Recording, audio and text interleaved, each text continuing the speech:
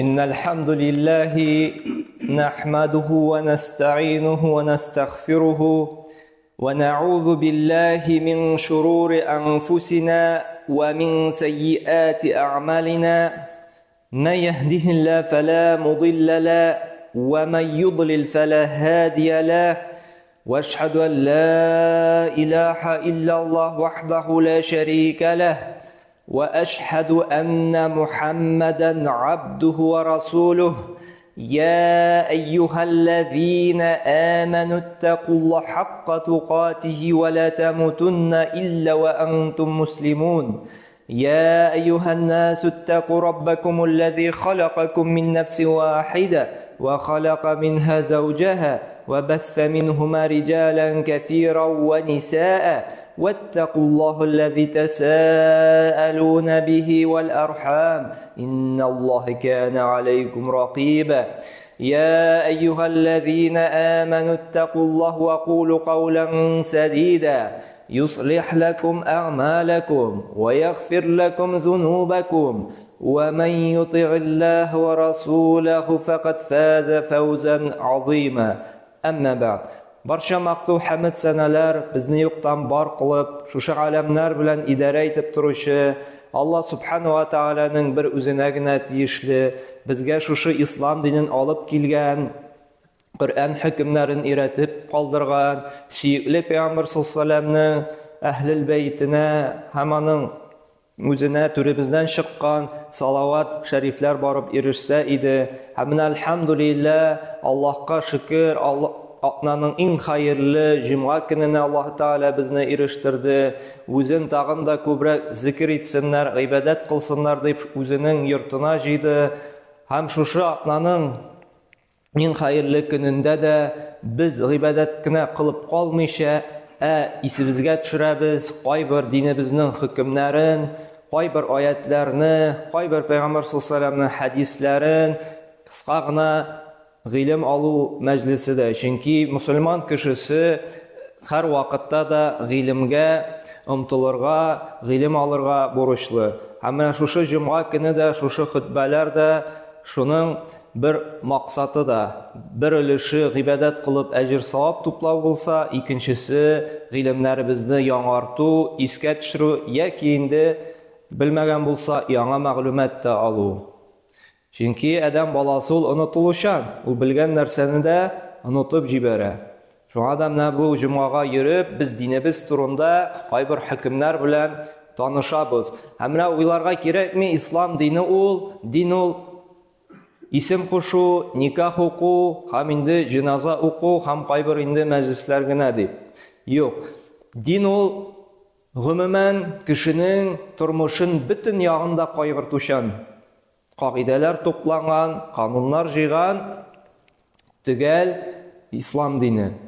Һәм чынлап та менә ислам диненә карасак, Коръән Кәримне фикерләп, уйлап, анализлап укысак, һәм шулай Пәйгамбәр саллаллаһу алейһи ва сәлләмнең хәдисләрен өйрәнсәк, динебездә кайбер фикъһи китапларны укыштырсак, күз төшерсәк, анда без күрәбез, динебез тормышны тулысынча бәйләп алган.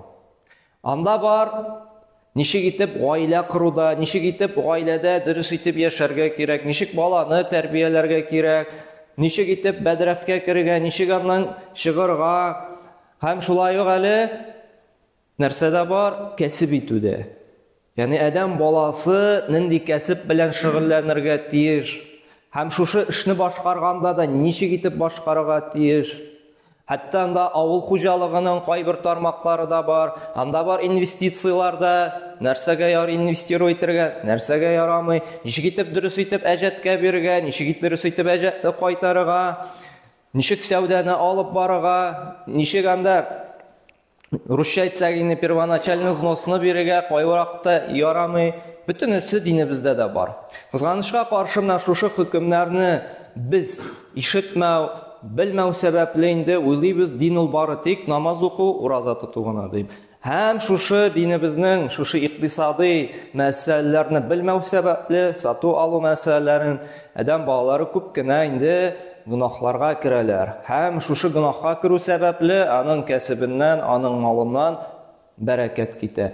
15-20 минут өчен генә бу бөтен нәрсәне инде сөйләп бетереп булмый, бөтен нишкәлекләре. Әмма без үстән генә менә ни өченсен адәм баласы халал кәсеп белән шөгыльләнергә тиеш, һәм халал кәсеп белән шөгыльләнгәндә дә ничек итеп булган эшләргә тиеш, шуны үстән генә кыскача гына берничә хадис белән инде аңлатып китербез. Иң беренче адәм баласы белергә тиеш, аның өстәлендә яки иенә алып кайткан ризыгы халал булырга тиеш. Ашый торган ризыгы да халал, һәм таба торган акчасы, малы, кәсебе дә халал булырга тиеш. Чөнки менә бу бик мөһим нәрсәләрнең берсе, әгәр дә халал ризык белән тукланмыйбыз икән, халал кәсеп белән шөгыльләнмибез икән, бик күп ширләр, бик күп проблемалар, бик күп бәла-каза килүгә бер сәбәп була. Һәм әле харам ашауның тагын бер куркынычы бар. Менә бит инде әйтәбез, хәзрәт инде ничә ел инде дуга кыламды, һаман дугама җавап килми ди. Менә сез кылып карый алмассызмы икән? Без инде мин дә кылам, хатыным да кыла, мине һаман шушы теләгән максатка ирешә алмыйбыз ди. Сораштыра башлыйсың, кәсебе харам. Харам кәсеп белән тукланабыз икән, харам кәсеп белән шөгыльләнәбез икән, дуга ишекләре ябыла безгә. Дугабыз җавап була, халал ризык. Дугабызга җавап килә халал ризык белән тукланганда гына һәм халал кәсеп белән шөгыльләнгәндә генә. Шул вакытта дугабызга Аллаһ Таала җавап бирәчәк. Шуңа күрә менә күп кенә иң башта алырбыз ни өчен халал ризык белән тукланырга кирәк, һәм инде карарбыз ни өчен halal kasb bilan shug'ullanishga kerak. Alloh subhanahu va taolo Baqara surasining 168-oyatida aytdi: "Ya ayyuhan-nas, ey kishilar, kulu mimma fil ardi halalan tayyiba." Jir sharında qarasaq, indigina rizq yo'q. Sizde бар тик яхшысын гына, сыйфатлысын гына һәм халалын гына ашагыз ди. Аллаһ Таала әмер итте. Иң беренче Коръәндә димәк, мусульман кешесе ашый торган ризыгын башта карарга тиеш. Бу халалмы? Бу яхшы ризык төркеменә керәме? Ягъни мусульман кешесенә дуңгыз ите дә, үләксә дә, шулай бит, бисмилла Аллаһу акбар дип зикр итеп шалынмаган ит тә харам булып тора. Шулай бит. Шуңа күрә без тәлебезгә алып кайттык икән, без белешергә тиешбез. Кем шалган моны? Бисмилла итеп шалганмы? Үләксә түгелме? Дуңгыз ите түгелме? Кызганыч менә кайбер кеше ярайны дуңгыз ашамыйбыз дип нитергә мөмкин. Әмма кызганыч менә төрле сәфәрләрдә булырга туры килә. Үзен мусульман санаган татарлар да менә бәрбер ди. Инде итмә. Дуңгызман сыйрма менә бәрбер ди. Гаеткә дә килергә мөмкин. Шундый кешеләр чырап куя. Кызганыч бу инде бик куркыныч, бу иманның бик түбән булуын күрсәтә. Берничә тапкыр шундый поездда барганда, автобуста барганда, сәфәрләрдә очраткан булды. Мин мусульман ди, гаеткә йөрим ди, бөтен гырыф-гадәтне үтим ди. Шуннан кафега кергәч анда ризык тараткач белешәсен, теге ярышларга, ниләргә йөргәндә, халал микән, ни микән, теге дуңгыз түгел микән ди. Менә бәрабер ди, бөтенесе итти, дуңгызны ни сыйры ди. Шуңа күрә игътибарлы булырга кирәк. Ашаганда кем шалган? Шулай бит. Сүгенеп шалганмы? Кайбыраулар бит инде фәләнеңне фәлән итим дип шалып җибәрә. Шулай бит. Тик кенә тор һәм башка инде. Шулай бит инде сүгенү сүзләр белән. Бу шулай Алла сакласын. Аллаһ Таала бисмилла Аллаһу акбар дип шалынмый икән, сыйрыбыз, үгезебез, сарыгыбыз, тавыгыбыз шулай бу харам иткә санала. Шуңа күрә бисмилла Аллаһу акбар шарт булып тора. Фәлән-фәләнеңне шулай итим дип сүгенеп шалынды икән, Алла сакласын, бу безнең инде халал иттән саналмаячак. Һәм әле әйткәнем бит, ни өчен халал ашауның әһәмиятлеген. Менә сезгә дәлил китерәм. Пәйгамбер саллаллаһу алейһи ва сәллям әйтте. Бу хадис безнең Муслим риваятында килә: "Айюхан-нас, инналлаһу таййибун ла яқбалу илля таййибан" ди. Allah subhanahu wa ta'ala de ey kişilerde Allah Teala yaxşıdır, hem ol yaxşıdan başqanı kabul etmeydi. Şuna göre bizning bütün narsada yaxşı bulurğa tiyir. Hem narsada İnna Allah emara'l mu'minina bima amara bihi mursalin. Allah subhanahu wa ta'ala de müminlerge de peygamberlerge buyurgan narsani de emir etti de. Narsani emir etti de Allah subhanahu wa ta'ala etti ya eyyuhar rusulu kulu minat tayyibati wa'malu salihan inni bima ta'maluna alim de. Narsa deb aytdi de ey peygamberler yaxşını aşağız hem izgi ameller qılığız de. Bu indi peygamberlerge aytilgan, amma şuluq bizga mümin musulmonlarga da qo'g'ilar. Ham shundan so'ng payg'ambar sollallohu davom etib aytdi de. Qarag'iz ali de. Summa zakara rajul bir kishini de isga keltirib g'ibrat etib so'yladi de. Bir kishi turunda yutilu safara ashkhaza aghbara de. Bir kishi de safarda de. Shashi tuzg'andi. So'raydi, o'zida endi pishranib bitganda shunday miskin holatda de. Biz bilamiz Allah Teala musafirning yo'lda bo'lishinin duosi narsa kirtasiz qabul etadi. Shulay bet, ul to'g'rida endi biz so'laganda bo'ldi. 3 turli kishining duosi kirtasiz qabul bo'ladi deydi. Birisi shuning musafir yo'lda bo'lishini. Bu kishida musafirdi, ham shunday miskin holatda. Sheshi tuzgan, o'zi tuzanga botgan, kiyimlari pishiroqdi, shunday bek miskin holatda deydi. Yamudduhu yadayhi ila sama ham ko'kka qo'llarini ko'taribdi, duo qiladi, yalvaradi Alloh taoladan. Nishig etib, ya Robbi, ey Robbim deb.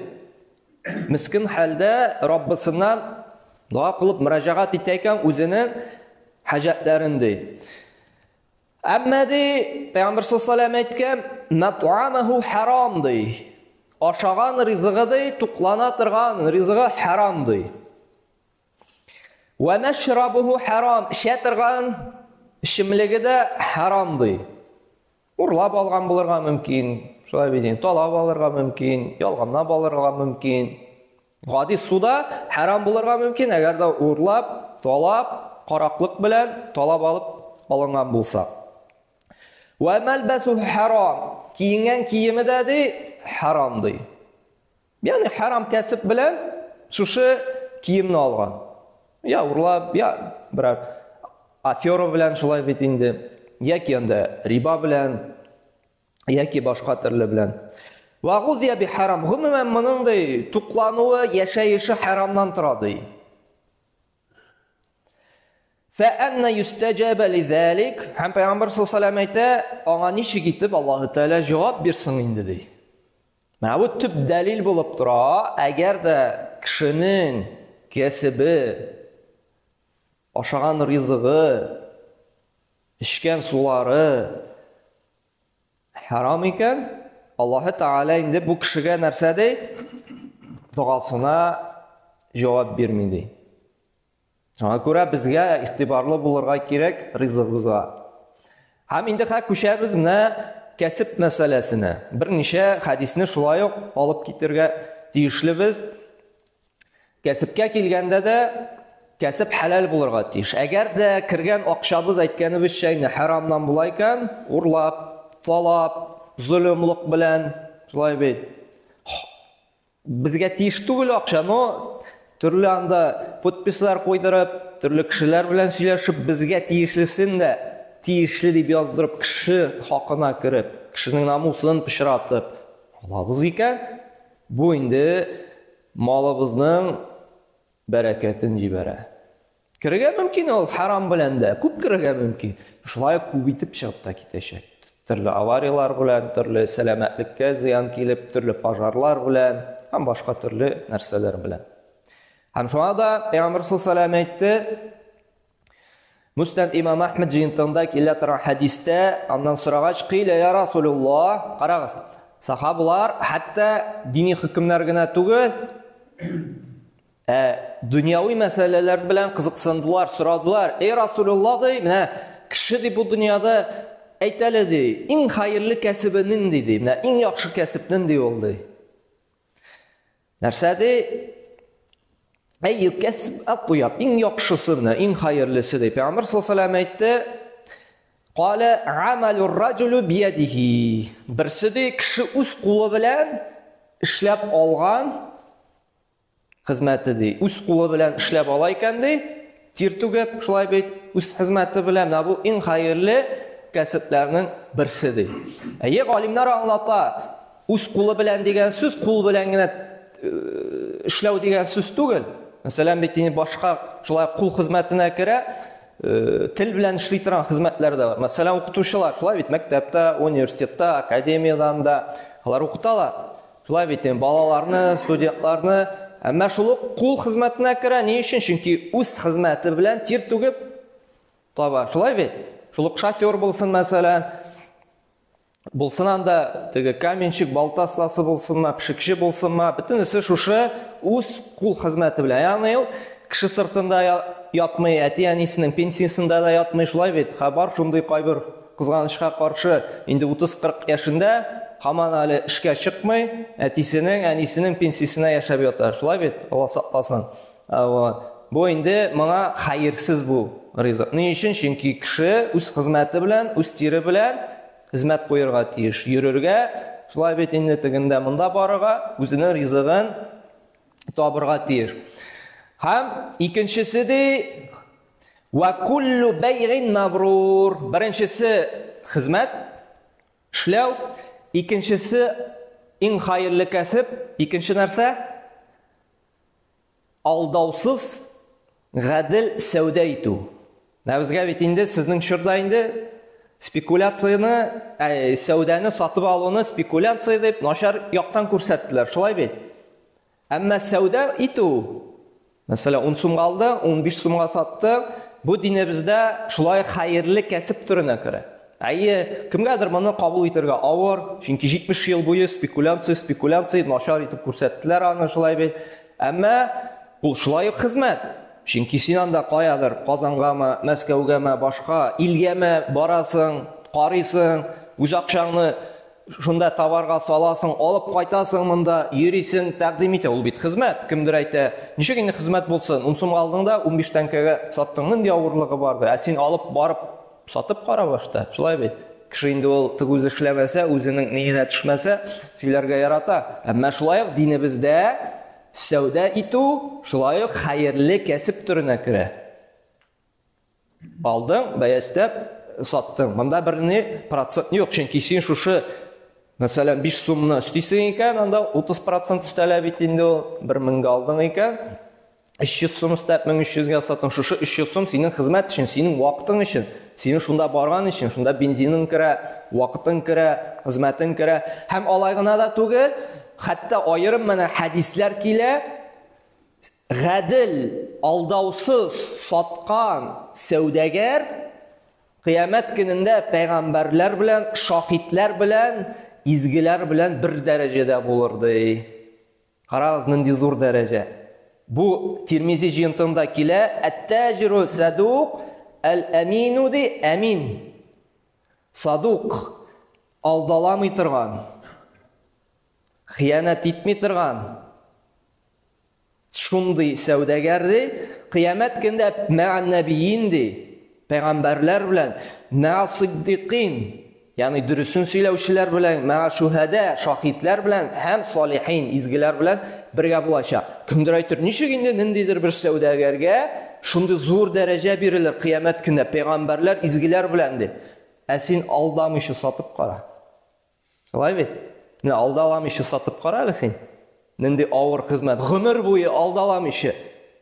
Bu tege bir oygina tugil, umr bo'yi aldalamishi. Shulay bit, yolg'onlamishi, umr bo'yi shulay ish ekan.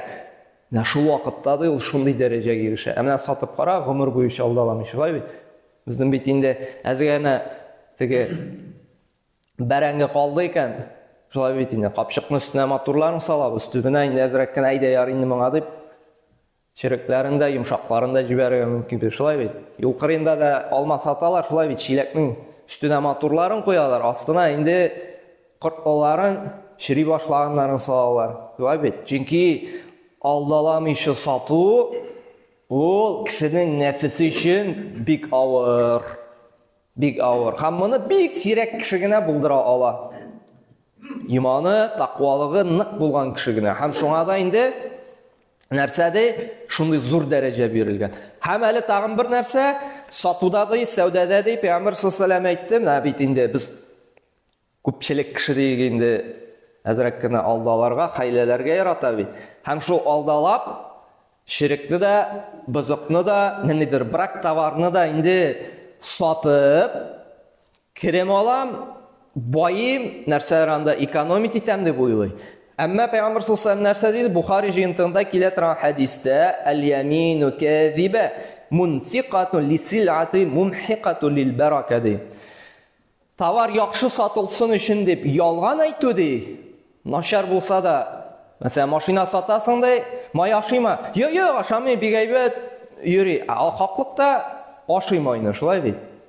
Вакыттыгы әзрәк кенә начар җирләре бармы? Бар, беләсең, но әйтмисең, шулай бит. Уйлыйсың, шулай итеп, яшереп, ялганлап сатып җибәрсәм, керем алам дип. Пәйгамбер саллаллаху алейхи нәрсә ди? Товар яхшы сатылсын өчен дә ялган әйтү ди, ялганлау ди. Шушы керемнең ди бәрәкәтен битерә ди. Бәрәкәттән ди мәхрум итә ди. Әйе, кайбер сәүдәгәрләр дә менә килеп әйткәннәре бар, әзрәк кенә күзне йоманым ди, кайбер минусларга ди, кимчелекләргә ди. Вроде керем кирде ди. Но икенче яктан малай артыгы белән инде чыгып китте ди. Үзегез дә бик күп беләсез. Шулай күрә ялганлыйбыз икән, сәүдәдә бәрәкәт булмый. Чөнки Аллаһ Тәгалә алдаганны яратмый. Һәм әле бик мөһим әйбер, менә сәүдәдә дә һәм үз хезмәтеңне дә яратып, җиренә җиткереп эшләү кирәк. Ни өчен? Чөнки Пәйгамбер саллаллаху алейхи Табарани җыентыгында килә торган хәдистә әйтте: "Инна Аллаһ Тәгалә юхиббу иза амила ахадукум амалан ан йутқинаху." Дөрестлектә ди, Аллаһ Тәгалә ди, сезнең әмәлләрегезне ди, берәр эшегезне, берәр кәсебегезне, берәр хезмәтегезне ди, җиренә җиткереп эшләгәнегезне ярата ди. Әгәр дә син алындың икән, берәр эшкә кирдең икән, шулай бит инде каменчик булыпма, балта остасы булыпма, пешекче булыпма, шофер булыпма, укытучы булыпма, алындың икән инде эшлим дип, син булдыра алганча бөтен җаның тәнеңне биреп, нишләргә тиешсең? Җиренә җиткереп эшләргә тырышырга тиешсең. Әйдә ярар дип түгел.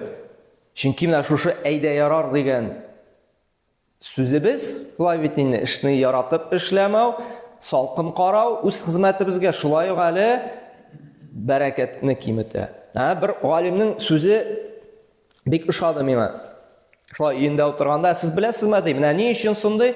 Аллаһ Тәгалә дә ди, кайбер имансызларга ди, аларның хезмәтендә бәрәкәт бирә ди. Менә карагыз әле ди, ул ди. Стив Джобслар, анда Билл Гейтслар, нинди телефоннар, нинди анда Генри Фордлар, нинди яхшы машиналар, анда нинди самолетлар очырдылар, шулай бит инде. Муради бит инде иман юк, Аллаһ Тәгалә бирергә тиеш түгел бит инде аларга шундый зур уңыш. Ни өчен бирде шундый? Аллаһ Тәгалә бөтен кешегә дә бирә ди, эшендә уңыш ди. Ни сәбәпле ди? Әгәр дә ул эшен ярата икән ди, һәм әгәр дә ул аны җиренә җиткереп эшләргә тырыша икән, һәм тырыша икән ул аны ихластан, ишкерсез күңел белән эшләргә ди. Чөнки аларды берседә дә төп максат итеп ди, акча куймады ди. Чөнки аларның интервьюсында карасак ди, алар бөтенесе әйтә, безнең төп максаты нәрсә ди? Иң беренче яраттык ди менә. Без ди көненә 3-4 сәгать кына йоклап эшлик, потому что йоклый алмыйк ди. Чөнки шушы максатка барып җитәргә, шушы әйберне ясарга, шуны җитештерергә без җанып торайык ди. Һәм яратайык ди ул эшебезне. Һәм менә шушы ихласлыгы өчен эшләрен җиренә җиткереп эшләгәненә күрә һәм нәрсә иде безнең ди җәмгыятькә ди ис калдырып файда китерәсе килә. Берәнен ди менә үзебездән бу дөньяда да тарихка кирип бер файда берәнен ди ис калдыру иде. Безнең уйда ди ниндидер зур керем дә булмады ди. Шулай бит ниндидер зур миллионнар да булмады, менә халыкка файда китерү иде.